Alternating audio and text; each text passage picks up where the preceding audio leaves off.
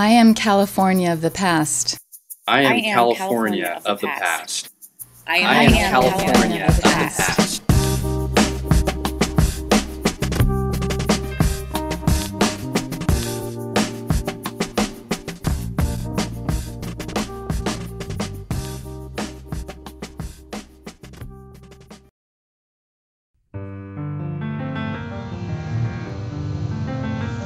My name is Terry LaCroix Jr. I'm the former mayor of the city of Alameda, and I'd like to share with you some of the memories of the tragedy that happened on February the 7th in 1973, the largest and I think the most loss of life of any catastrophe the city of Alameda has ever had.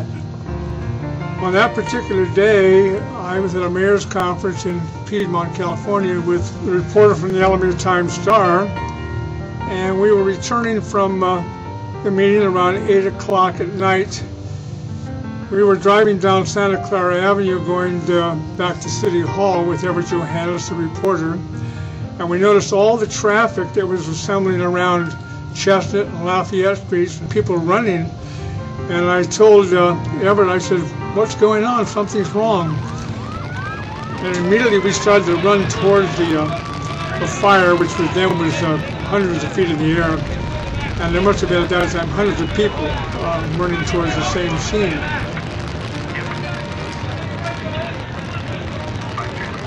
Our home, my wife Pat, and our children's home was at 920 Grand Street. My wife in that particular evening was at school at Alameda College taking the upholstery class. My daughter Sharon was home sitting with our youngest daughter Rebecca and Sharon's boyfriend, who is now our great son-in-law, of course, but they remember a large boom, and our home was rather a big home, and it shook.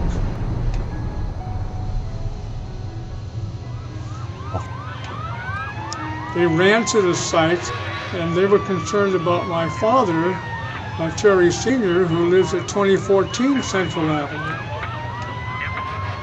Already the fire department had started to assemble. They were hooking their hoses up. The first responders, I believe, were from the Pacific Avenue and Grand Street Fire Station.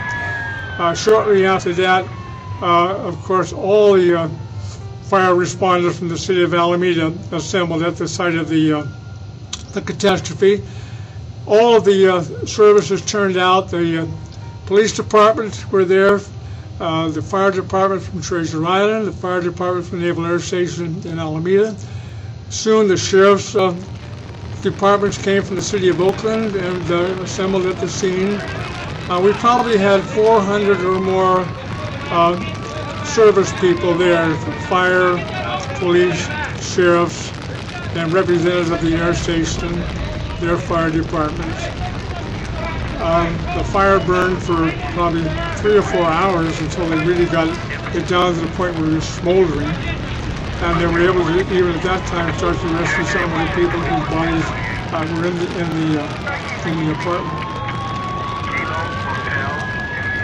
I think the last figure I heard was that 39 or so people were injured on site at the fire. Some of those were firemen, some of those were civilians who had volunteered. A lot of them, of course, were people who had been in the apartment house at the time of the fire. Nevertheless, it was a tremendous catastrophe. Of course, the fire was horrendous, did a tremendous amount of damage. The largest conflagration, as I said, that we've ever had in our city.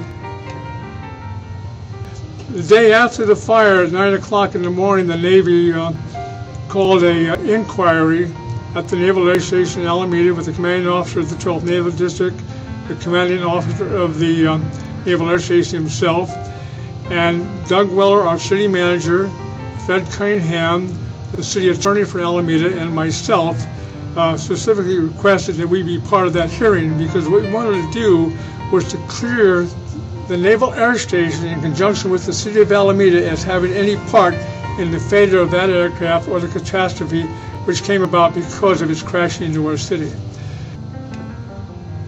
A lot of people thought that particular aircraft had come from the Naval Air Station in Alameda. And at that time in our city and around the Bay, there was some controversy about the air station.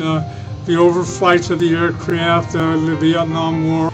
So right away there were going to be a lot of people who would accuse the air station of having overflights over our city, and this was maybe one of the aircraft that had caused that catastrophe. That turned out not to be true, of course.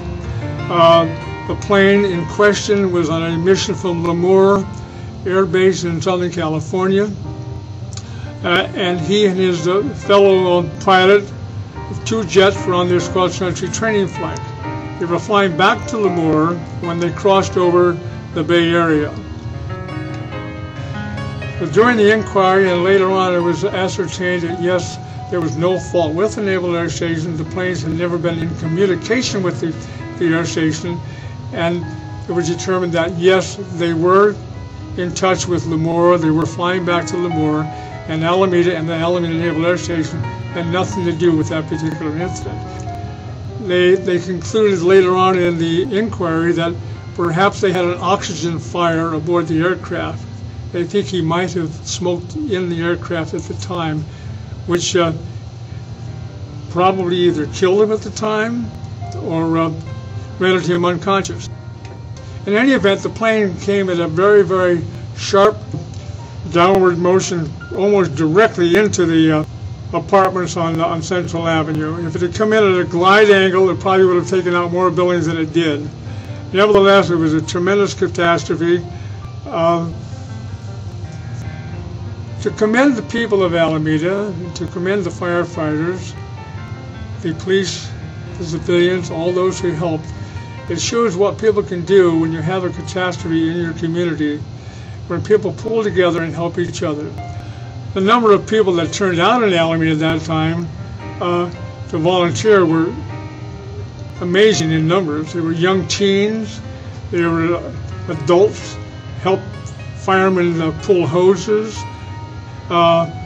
They were controlled very well by Alameda Police Department. They didn't cause any confusion with the people who were working on the fire, but they assisted them. And Alameda can always be very, very proud of that. One of the wonderful things that happened in our city at that time is the people of St. Joseph Parish, St. Joseph Church, which was 2 blocks away on Chestnut Street, and the school being there, they opened the auditorium on Chestnut Street and set up a command post at St. Joseph Parish, where the Red Cross had set cots up. They served sandwiches and coffee, anything they could do to help people within the community who needed help. That was a command center for the fire site. People across the street on the east side of Central Avenue opened their homes to people. They served sandwiches, they served coffee, they served soft drinks, they gave any assist they can. They let people use their bathrooms in their homes. It was amazing to see what people were doing to render and assist to what was going on. The people of Alameda have always been one to come together in catastrophe, but we'll never forget the conflagration, the tremendous fire, the loss of life, the great work our service people did, fire, police, volunteers, Red Cross. We can always be proud of that. And we look back now and hope that, as I said, I speak to you in the year 2009, that we never have something like this happen to the city of Alameda again. Thank you.